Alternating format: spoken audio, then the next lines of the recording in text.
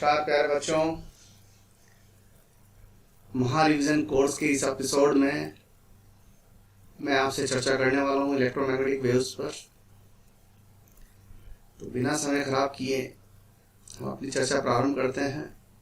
मुझे उम्मीद है कि आप सभी हमारे वीडियोस को बड़े ध्यान से देख रहे होंगे और उनका फ़ायदा ले रहे होंगे। चलिए तो इलेक्ट्रोमैग्नेटिक वेव्स पर चर्चा शुरू करते हैं। देखिए, बड़ा अच्छा कलेक्शन लिया हुआ है, इससे थोरोली आपका चैप्टर रिवाइज हो जाएगा। पहला क्वेश्चन है बच्चों, चार्ज की इक्वेशन दी हुई कैपेसिटर प्लेट पर। तो क्यू दिया हुआ है आपको,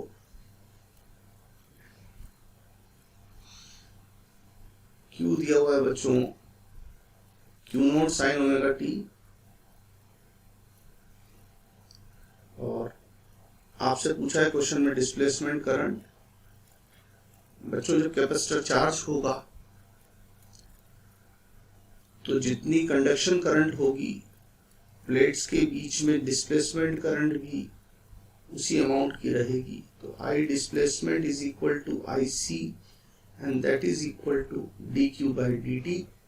तो आप कह सकते हैं displacement current is equal to I C equal to q naught omega cos omega t. तो हमारा सही जवाब है ऑप्शन सी।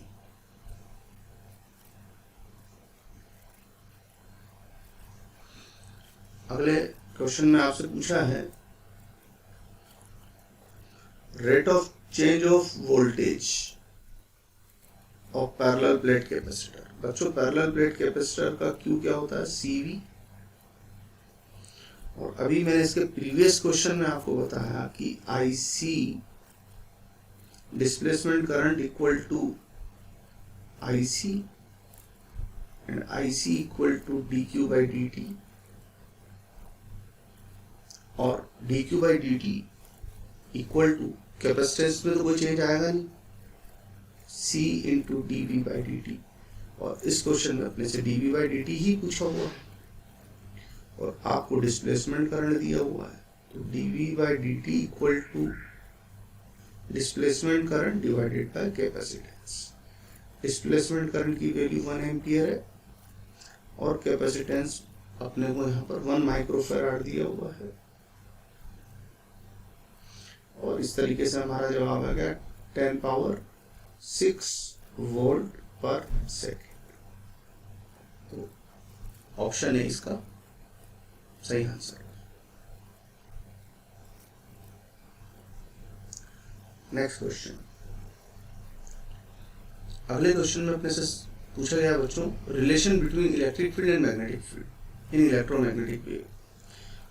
बच्चों इलेक्ट्रोमैग्नेटिक वेव्स में E और B का जो रेशियो होता है वो स्पीड ऑफ लाइट के इक्वल होता है, और स्पीड ऑफ लाइट को हम लिख सकते हैं 1/√μ0 एप्सिलॉन नॉट।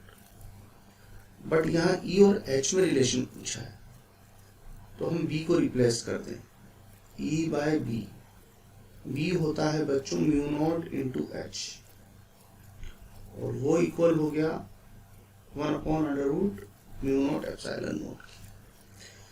तो इस तरीके से E इक्वल टू हमारे पास रिलेशन आ गया μ0 अपॉन एप्सिलॉन नॉट का अंडर रूट इंटू H। तो सही ऑप्शन होगा C।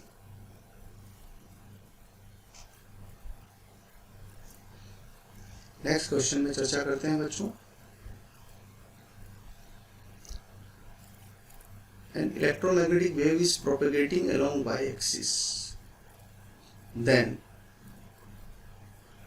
oscillating electric field and magnetic field का डायरेक्शन क्या रहा होगा, ऐसा सवाल में पूछा हुआ है आपने से। तो इलेक्ट्रोमैग्नेटिक वेव के direction of propagation of electromagnetic wave होता है डायरेक्शन ऑफ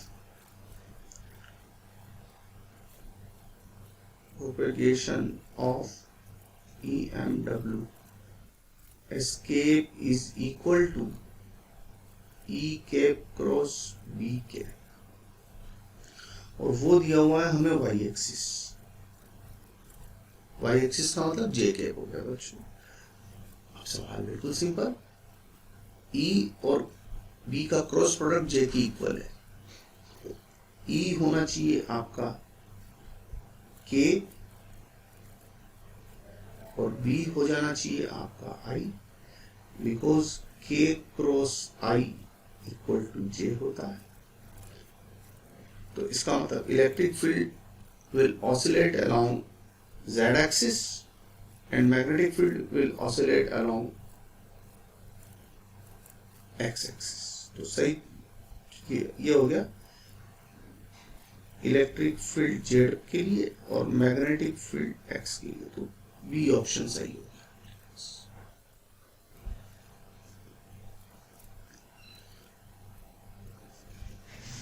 नेक्स्ट क्वेश्चन पे चर्चा करते हैं बच्चों।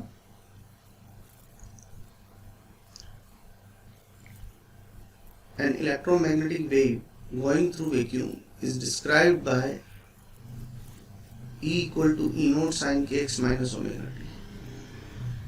तो आपसे पूछा है इनमें से कौन सी क्वांटिटी वेवलेंथ पर डिपेंड नहीं करती। बच्चों k का मतलब होता है प्रोपगेशन कांस्टेंट और वो होगा 2 पाई बाई लैम्डा, ओमेगा होता है 2 pi f, k by omega हो गया 1 बाय लैम्डा एफ, और 1 बाय लैम्डा एफ का मतलब हो गया ये हो गया c, यानी कि 1 upon speed of light.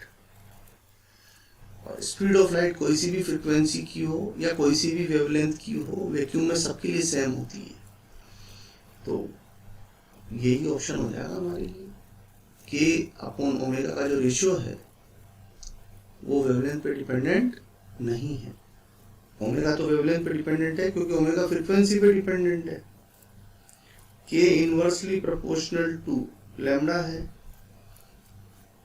Omega directly proportional to frequency है which is inversely proportional to lambda है, तो ये भी गलत हो जाएगा।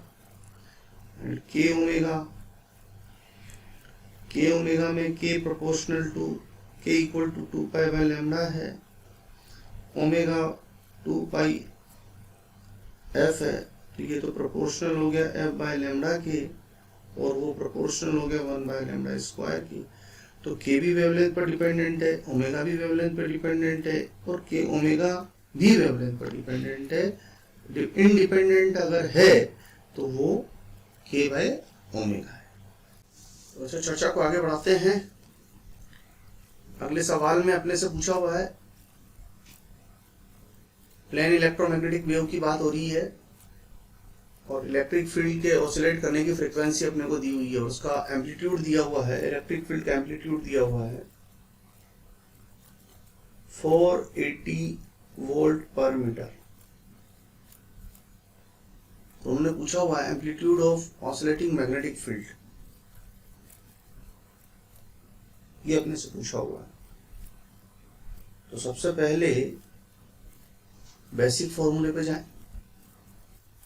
इलेक्ट्रिक फील्ड और मैग्नेटिक फील्ड के एम्पलीट्यूड का जो रेशियो होता है वो स्पीड ऑफ लाइट की इक्वल होता है। स्पीड ऑफ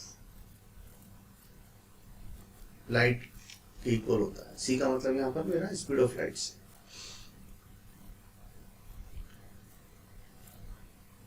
अब उन्होंने क्वेश्चन बी नोट पर पूछा है, तो बी नोट हो जाएगा, ई नोट दिया है 480 डिवाइडेड बाय 3 इंटू 10 पावर 8, ये हो गया 16 इंटू 10 पावर माइनस 7 वेबर पर मीटर स्क्वायर, जिसे आप 1.6 इंटू 10 की पावर माइनस 6 वेबर पर मीटर स्क्वायर भी लिख सकते हैं।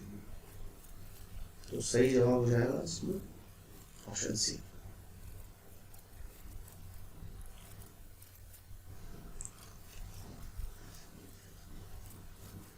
नेक्स्ट क्वेश्चन पे आते हैं। रिफ्रैक्टिव इंडेक्स की बात हो रही है इस क्वेश्चन। रिफ्रैक्टिव इंडेक्स की वैल्यू होती है बच्चों speed of light in vacuum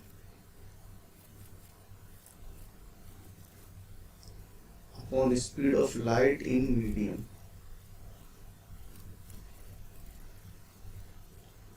और speed of light in vacuum को लिख सकते हैं 1/√μ0 और मीडियम में लिख सकते हैं 1/√μ of medium epsilon of medium. तो इस तरीके से ये हो जाएगा √μ of medium into epsilon of medium divided by mu of vacuum epsilon permittivity of vacuum। यानी सही जवाब हो जाएगा ऑप्शन बी।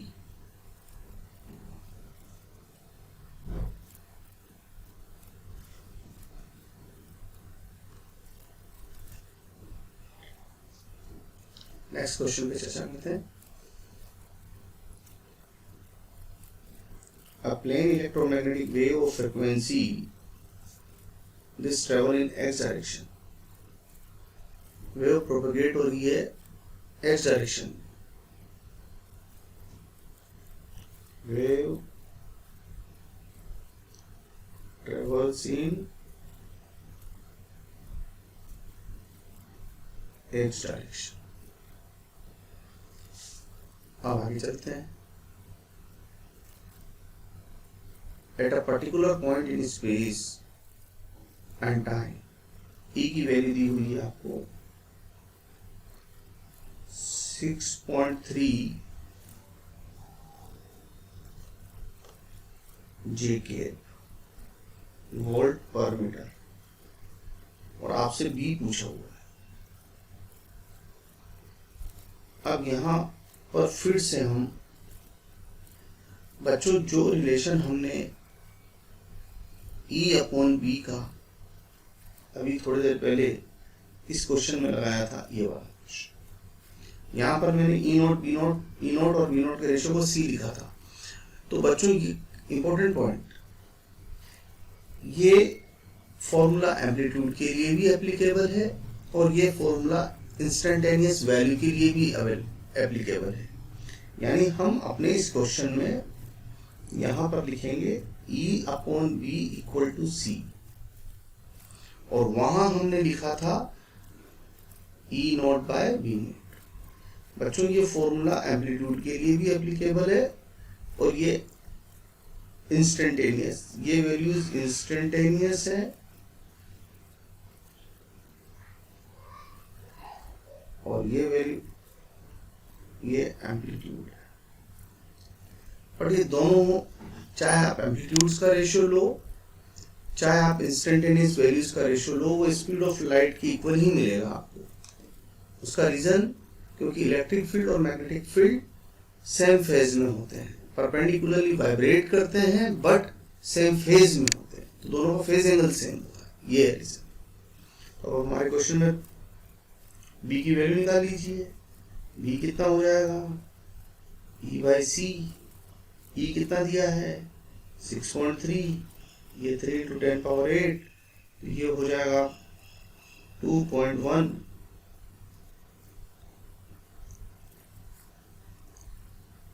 × 10⁻⁻8। और उन्होंने बच्चों अपने को, अब मिक्स क्वेश्चन हो गया डायरेक्शन ऑफ प्रोपेगेशन के साथ, और E×B की डायरेक्शन होती है प्रोपेगेशन की डायरेक्शन, और वो दी हुई है यहाँ पर I, और इलेक्ट्रिक फील्ड के लिए कहा हुआ है कि वो J में है। तो बच्चों अगर इलेक्ट्रिक फील्ड J में है तो मैग्नेटिक फील्ड K में होना चाहिए ताकि J×KI मिल जाए अपने को।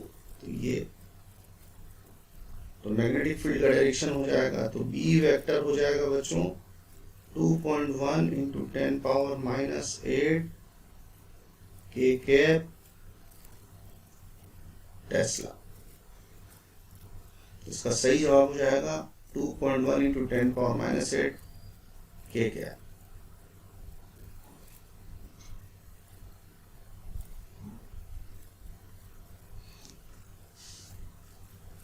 नेक्स्ट क्वेश्चन में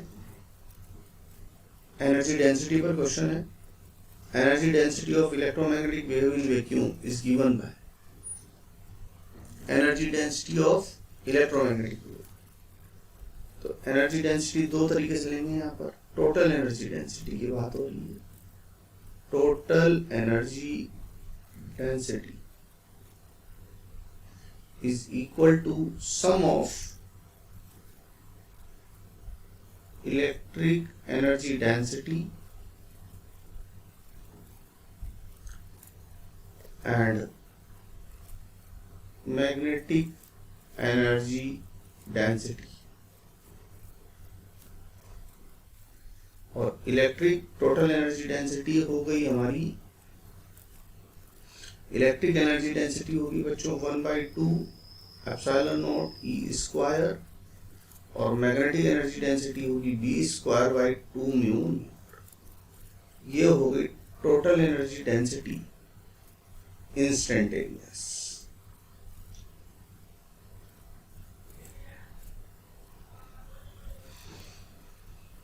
तो सही जवाब होगा डी ऑप्शन।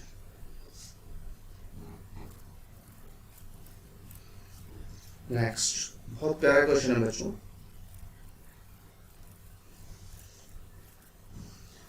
ये लैंप है,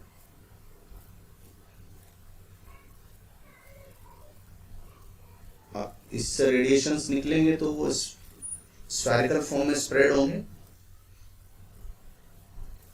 तो उन्होंने क्वेश्चन पूछा है, a lamp radiates power P0 uniformly in all directions. Amplitude of electric field strength E0 at a distance R. अब जो लैंप है उसकी पावर दे रखी है आपको P0। तो R डिस्टेंस पर जाकर अगर मैं इंटेंसिटी का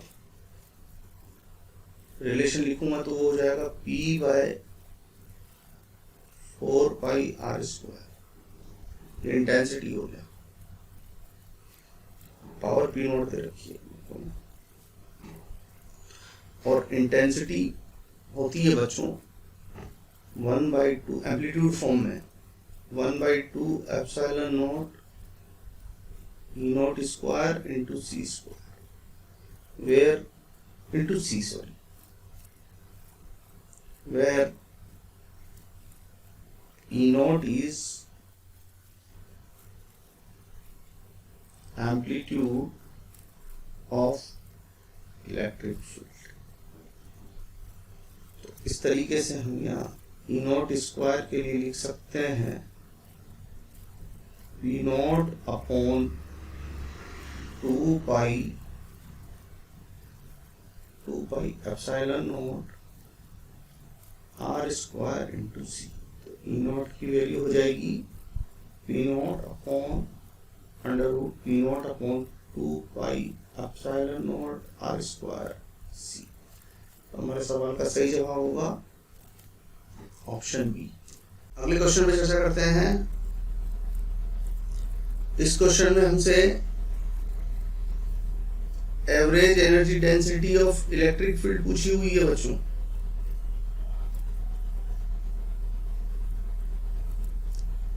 इन इलेक्ट्रोमैग्नेटिक वेव एम्पलीट्यूड दिया हुआ है 1 वोल्ट पर मीटर, इलेक्ट्रिक फील्ड का एम्पलीट्यूड दिया हुआ है, और average energy density regarding electric field पूछी हुई है। Energy density, electric energy density होती है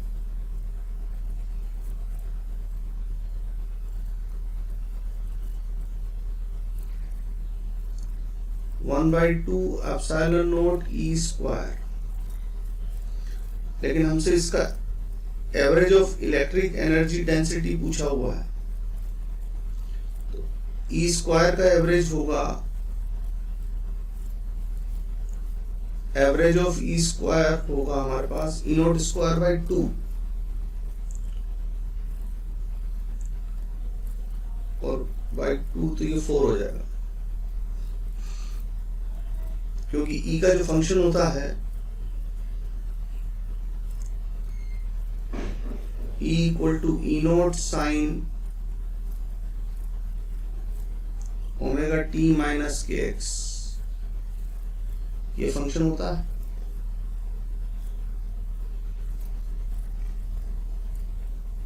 और इसका स्क्वायर करके एवरेज लेंगे तो ई नॉट स्क्वायर बाय 2 आएगा, और ये वैल्यू हो जाएगी हमारे पास 1/4। ई नॉट की वैल्यू हो गई 8.85 into 10⁻⁻12 into E not is 1 दिया हुआ बच्चों, ये हो जाएगा 2.2 इंटू 10⁻⁻12। तो इस तरीके से हमारे क्वेश्चन का सही जवाब हो जाएगा 2.2 इंटू 10⁻12।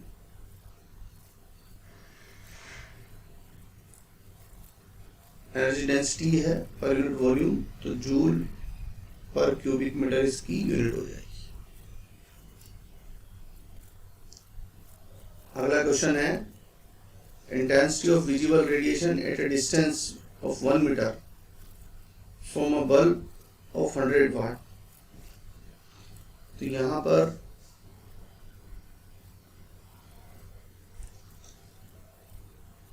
एक बल्ब है, उससे 1 मीटर की डिस्टेंस पर जाकर अपने को इंटेंसिटी देखनी है। तो इंटेंसिटी का फॉर्मूला लगाइए, intensity equal to power upon area 4πr²। But अपने को यहाँ पर रेडिएटिंग पावर लेनी है। बल्ब भले ही 100 वाट का है, लेकिन वो 5% पावर को ही रेडिएशन में कन्वर्ट कर रहा है, तो हम यहाँ 5 वाट लेंगे। 4 कितनी डिस्टेंस पर चाहिए? 1 मीटर पर, 1 स्क्वायर करें, आई हो गया π/4π। और इस तरीके से ये वैल्यू आ जाएगी हमारी कैलकुलेट करने पर 5/4.4 आ जाएगी। 5/4 इंटू 3.14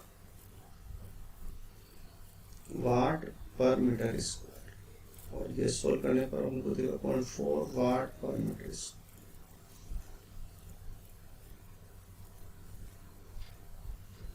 अगले क्वेश्चन में है amplitude of electric and magnetic field दिया हुआ है। ई नोट दिया हुआ है आपको 100 वोल्ट पर मीटर, एंड मैग्नेटिक फील्ड दिया हुआ है 0.265। बड़ा इंटरेस्टिंग पॉइंट, मैग्नेटिक फील्ड ध्यान से देखो, 0.265 तो है, लेकिन यूनिट देखो एम्पियर पर मीटर में दिया हुआ, यानी ये मैग्नेटाइजिंग फील्ड इंटेंसिटी है, H है बेसिकली। तो H दिया हुआ है 0.265 एम्पियर पर मीटर, B नहीं दिया है, H दिया है। और आपसे पूछा maximum energy flow,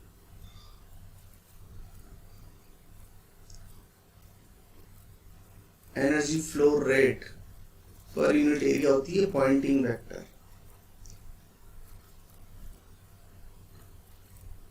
Poynting vector S is equal to E cross B by mu naught, ये होता है, जिसे आप E क्रॉस H भी लिख सकते हैं। और इसका एम्पलीट्यूड दिया H का। अब अपने से S मैक्सिमम पूछा है, वो होगा E not into H not, क्योंकि E और H परपेंडिकुलर वाइब्रेट करते हैं तो sin 91 हो जाएगा।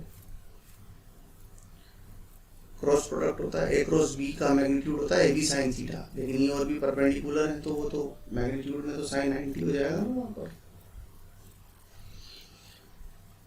अब E नॉट की वैल्यू दी हुई है 100, H नॉट दिया हुआ 0.265, तो ये आंसर हो जाएगा हमारा 26.5 वाट पर मीटर स्क्वायर। तो इसका सही जवाब जाएगा option E।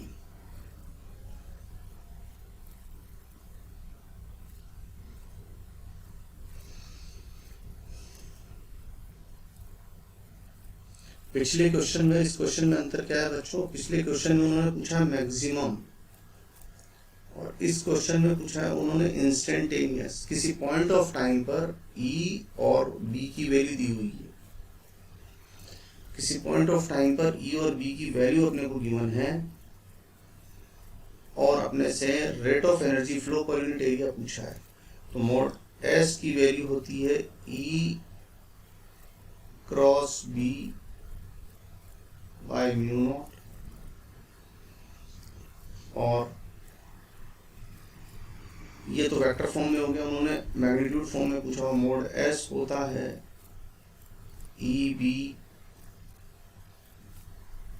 Sign 90 upon mu naught. ये साइन 90 को लिया मैंने क्योंकि और बी परपेंडिकुलरली वाइब्रेट करते हैं तो उनके बीच का एंगल 90 डिग्री होता है। Mod S at any instant of time, E दिया हुआ है बच्चों 100, बी दिया है उन्होंने, अब की बार फील्ड टेस्ला में दिया हुआ है 3.33 into 10⁻⁻7 divided by mu not. Mu naught की वैल्यू होती है 4 पाई इंटू 10⁻⁻7, तो ये हो जाएगा 10⁻⁻7 तो कैंसिल हो गया, 333 डिवाइडेड बाय 4 पाई वाट पर मीटर स्क्वायर, तो ये हो जाएगा अपना जवाब 333 divided by 4 pi, 333 divided by 4 divided by 3.14, it is 26.5 watt per meter square। तो हमारा जवाब हो जाएगा फर्स्ट, सेकंड ऑप्शन सही हो जाएगा इसका।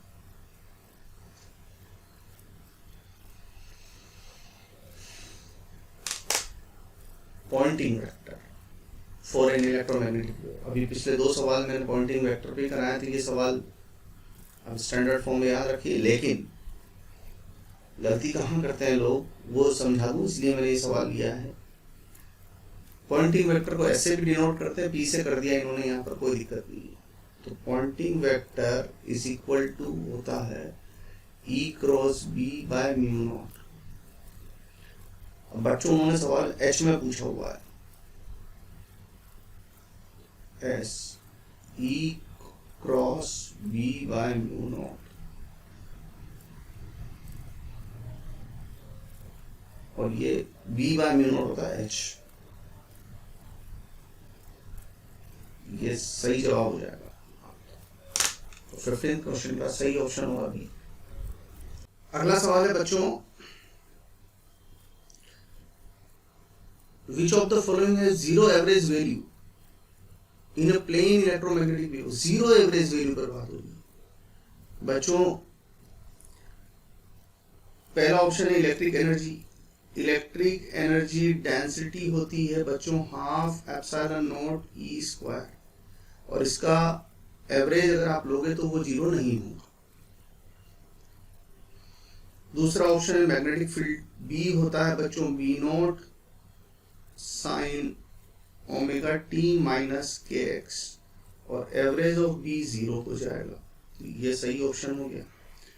तीसरा ऑप्शन में magnetic and electric energy both, magnetic energy density होती है B square by 2 mu naught, तो वो उसका भी एवरेज जीरो नहीं होगा। Average of electric energy density होती है बच्चों epsilon naught E naught square by 4, E square का एवरेज होगा E naught square by 2। Magnetic energy density का एवरेज होता है, मैग्नेटिक एनर्जी डेंसिटी होती है B square by 2 mu naught, और बी स्क्वायर का एवरेज होगा बी नॉट स्क्वायर बाई 2, तो ये हो जाएगा B naught square by 4 mu naught. तो इस क्वेश्चन का सही जवाब होगा option B.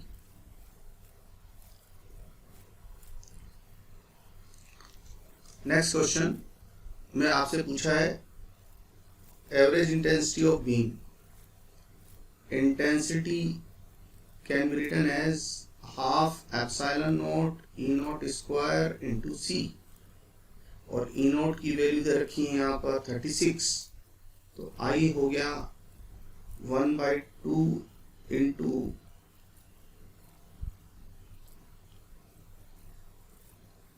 8.85 into 10 power minus 12, ये तो परमिटिविटी की वैल्यू हो गई। एम्पलीट्यूड दे रखा है आपको 36, तो ये 36 का स्क्वायर हो गया, इंटू स्पीड ऑफ लाइट, तो वो 3 इंटू 10 पावर 8, और यूनिट हो जाएगी वाट पर मीटर स्क्वायर, इंटेंसिटी की बात कर रहे हैं। और जब हम इसे सॉल्व करते हैं तो हमें मिलता है 1.72 वाट पर मीटर स्क्वायर।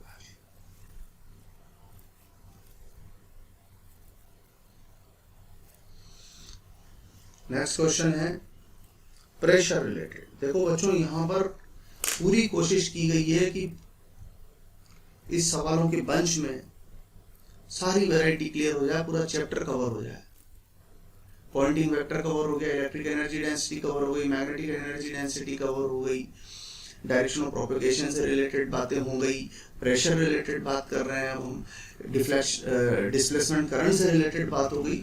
ऑलमोस्ट हम सारी चर्चा यहाँ पर कर रहे हैं ताकि कोई चैप्टर से रिलेटेड कोई बात छूटे नहीं हमारी।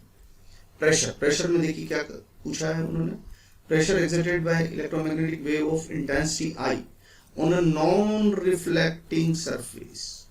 अगर I इंटेंसिटी की लाइट एक ऐसे सरफेस पर आ रही है जिसका कोफिशिएंट ऑफ एब्जॉर्प्शन 1 है, तो प्रेशर कोफिशिएंट ऑफ एब्जॉर्प्शन 1 होने का मतलब पूरी लाइट एब्जॉर्ब हो गई, तो प्रेशर होगा 2I/C। और अगर बच्चों लाइट ऐसे सरफेस पर आती है जिसका कोफिशिएंट ऑफ रिफ्लेक्शन 1 है, यानी कि नो एब्जॉर्प्शन, तो प्रेशर होगा बच्चों 2I/C। तब प्रेशर की वैल्यू 2I/C की इक्वल होती है, तो इसका सही जवाब हो जाएगा हमारा I/C।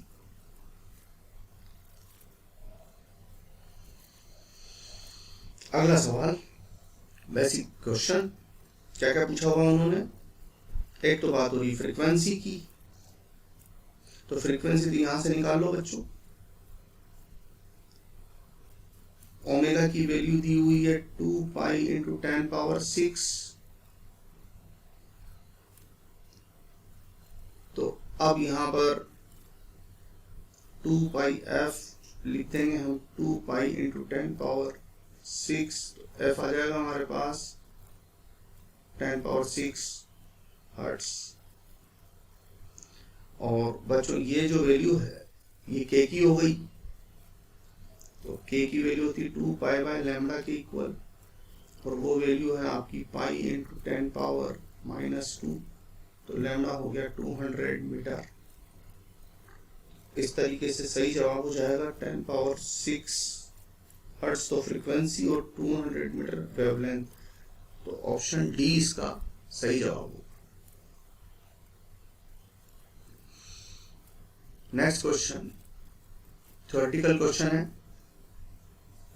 इस क्वेश्चन में उन्होंने पूछा decreasing order of wavelength of infrared microwave. Decreasing order wavelength, तो बच्चों इन सब में सबसे कम वेवलेंथ होती है गामा की, सबसे ज्यादा एनर्जेटिक होती है गामा फोटॉन्स, तो सबसे कम वेवलेंथ गामा की हो गई।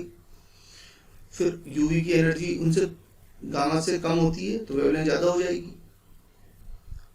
तो इनका ऑर्डर बनेगा बच्चों माइक्रोवेव, इन चारों में सबसे ज्यादा वेवलेंथ माइक्रोवेव की है, फिर इंफ्रारेड की है, फिर यूवी की है, फिर गामा की है। तो माइक्रोवेव,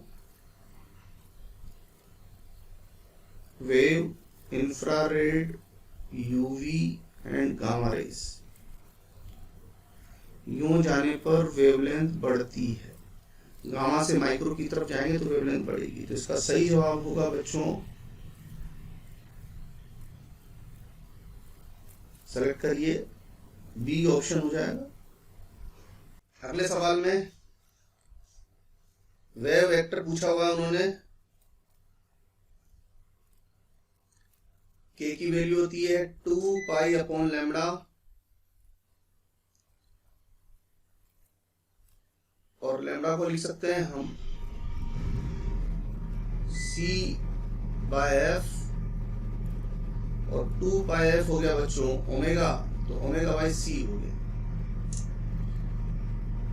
अब ओमेगा की वैल्यू दे रखी है मीडियम तो वैक्यूम दे रखा है और ओमेगा की वैल्यू दे रखी है 6 × 10⁸। वैक्यूम में स्पीड ऑफ लाइट हो गई 3 × 10⁸, तो ये वैल्यू आ गई 2, तो आंसर हो गया 2 पर मीटर। तो इसका सही जवाब हो जाएगा ऑप्शन सी।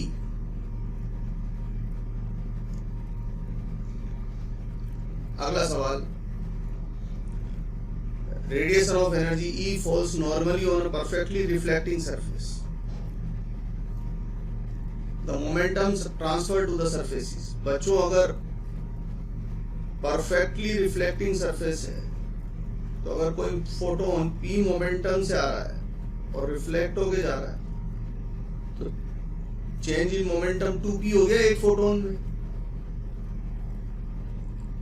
तो जितना मोमेंटम में चेंज फोटोन के होगा उतना ही मोमेंटम में चेंज सरफेस के होगा, तभी तो फोटोन प्लस सरफेस का मोमेंटम मिलाकर मोमेंटम कंजर्व रहेगा।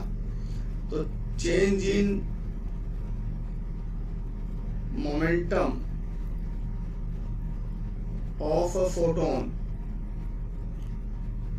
Equal to p minus minus p, यानी 2p हो गया। or you can say momentum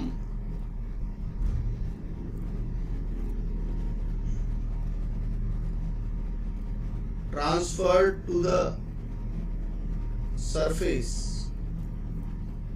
equal to 2p हो गया। जितना मोमेंटम में चेंज आएगा फोटोन के उतना ही तो ट्रांसफर हुआ सरफेस को, but in opposite direction.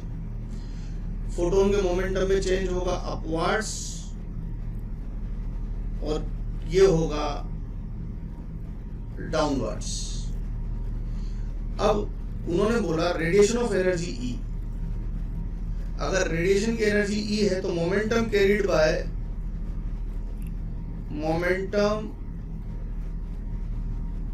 Bye radiation वो हो जाएगा बच्चों E/c। Momentum carried by radiation हो जाएगा E/c। तो आपसे पूछा है मोमेंटम ट्रांसफर टू सरफेस, तो वो डबल हो जाएगा। अगर फोटोन मोमेंटम p कैरी करता है तो सरफेस को कितना ट्रांसफर करके आया है वो 2p। तो momentum carried by radiation E/c है, तो momentum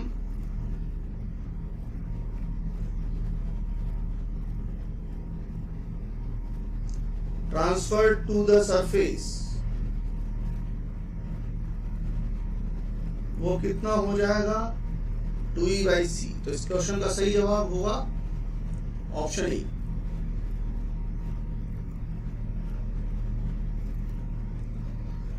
next question, refractive index. देखो मैंने बोला आपको, मैंने कलेक्शन इस तरीके से लिया है क्वेश्चंस का कि पूरा चैप्टर कवर हो जाए आपका। रिफ्रैक्टिव इंडेक्स होता है वैक्यूम में स्पीड ऑफ लाइट और मीडियम में स्पीड ऑफ लाइट। वैक्यूम में 3 × 10⁸ और यहां पर दे रखा है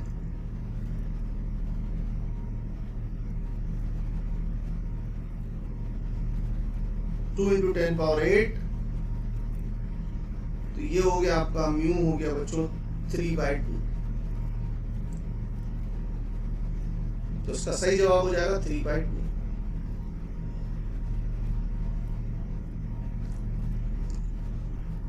अगला सवाल है, out of the following options which one can be used to produce a propagating electromagnetic wave. Propagating electromagnetic wave. Propagating electromagnetic waves can be produced by accelerating charge. Conceptual question है, important question है। इसका सही जवाब हो जाएगा accelerating charge। अगले सवाल पर चलते हैं। An electromagnetic wave is propagating in a medium with velocity this, x direction में travel कर रही है। The instantaneous oscillating electric field of this wave is along y and direction of oscillating magnetic field। बच्चों E cap cross B cap is equal to direction of propagation। E cap दिया हुआ है अपने को y axis पर, तो ये J cap हो गया प्रोपेगेशन एक्स पर दिया हुआ है, ये आई कैप। तो बच्चों इसका मतलब बी जो है ना, बी कैप वो जेड डायरेक्शन में होना चाहिए, के कैप होना चाहिए, यानी कि सही जवाब हो जाएगा ऑप्शन डी। इस तरीके से हमने क्वेश्चंस की हेल्प से पूरे चैप्टर को कवर किया है। मुझे उम्मीद है इस वीडियो से आपको बहुत बेनिफिट होने वाला है।